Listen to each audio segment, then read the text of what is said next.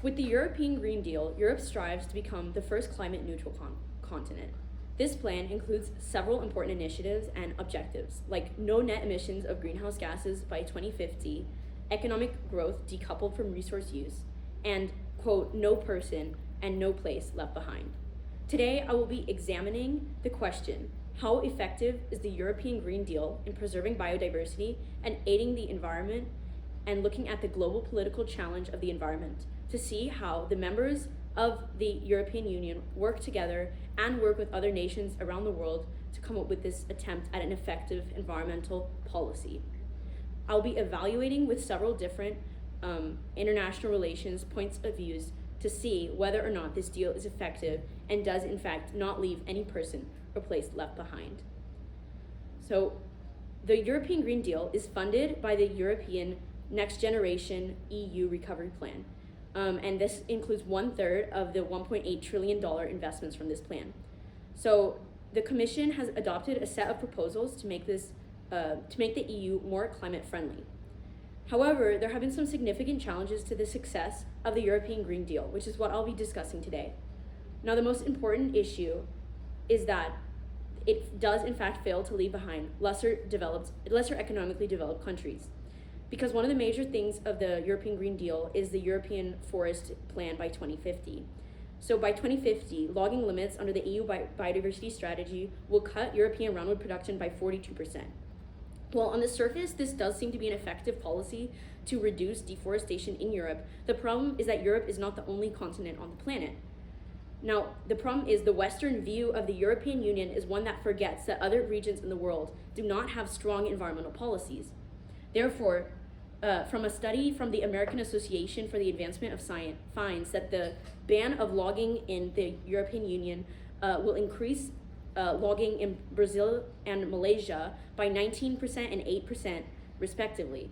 And when China tried to ban natural forest logging, historically we can see that this led to a 15% in their wood imports. This is because what the failure of the European Forest Plan is that it cuts the supply for wood without cutting the demand. So what's actually happening is Europe is instead shifting the blame from themselves by protecting their own endemic forests to the countries that they're importing from, which are lesser economically developed countries.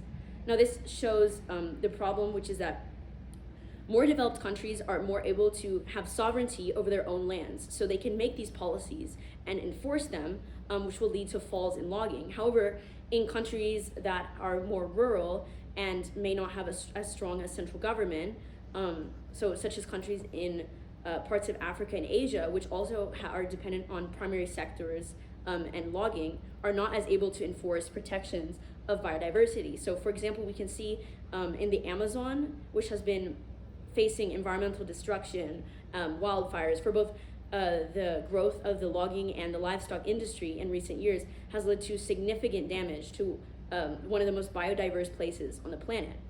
So therefore, what's going to happen in the next few years is that when Europe, through part of the European Green Deal, cuts logging internally, they're going to be supplanting this, what was formerly supplied by domestic cutting of European forests is going to now be coming from less economically developed countries.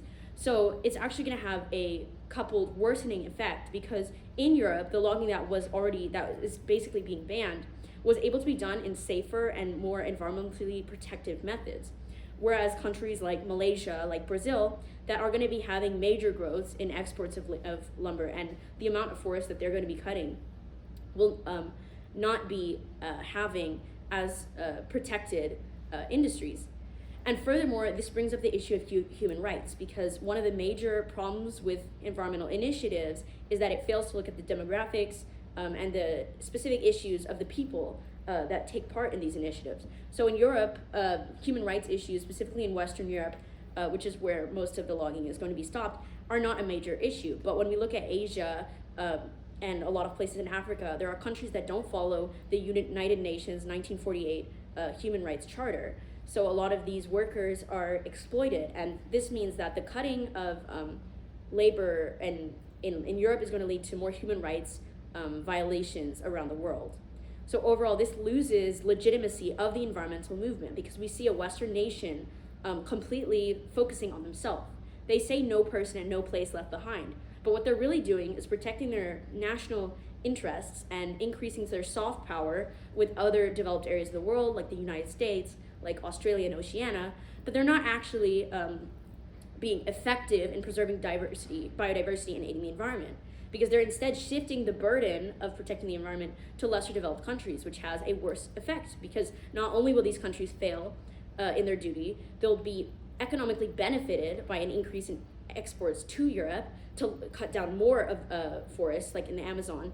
And then finally, this will lead to human rights abuses. So we're gonna see more deaths of workers in dangerous industries like jungle logging, all because the European Green Deal is a unilateral agreement in the sense that it's different countries in Europe working together, but fails to be a multilateral agreement in the sense that countries of the world are working together.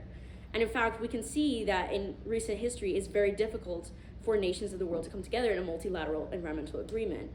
Controversies surrounding the recent COP summit and allegations of corruption decreased the legitimacy for these summits hosted by either non-governmental organizations or intergovernmental organizations like the United Nations, because there has been a failure to effectively curb climate change, to curb deforestation.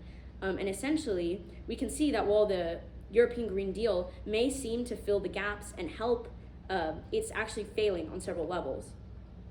So furthermore, when we look at this from a realist perspective, we can see that this is a very effective deal for Europe in the sense that it is increasing their soft power, it is increasing their legitimacy, and will give them more influence in further talks about climate.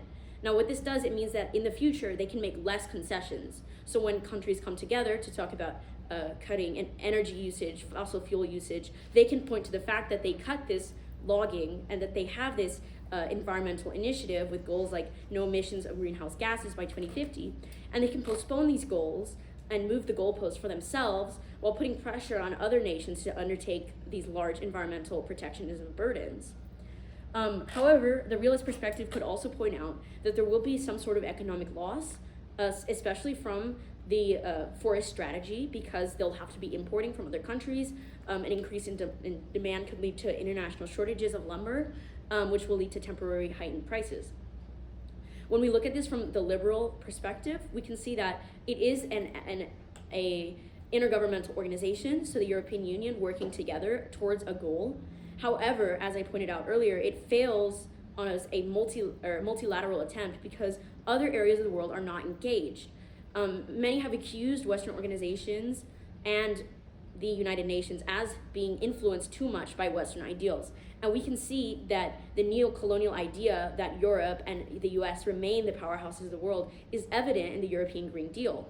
Because once again, this is not much more than a show of European power. They're able to to conduct these programs and suffer some economic losses, but in the long run, they're going to adapt fine, and they're not even that affected by climate change as compared to countries in Oceania, countries in Africa, such as the Horn of Africa, facing some of the worst droughts that have ever been seen in that area. So overall, when we look at this, we can see that a liberal would not agree with this program because it fails to help countries from around the world, and it doesn't really achieve the goals in preserving biodiversity and aiding the environment. However, the realists would point to the fact that this plan most benefits Europe because it causes them to have to do the least amount of change while still getting the legitimacy and the sovereignty as a group of nations that is fighting against climate change. So when we look at today's question and the global political challenge, which is the environment, and the question is how effective is the European Green Deal in preserving biodiversity and aiding the environment while working with other actors, we can see that it fails. It will be effective if the goal of no net emissions of greenhouse gas by 2050 is met.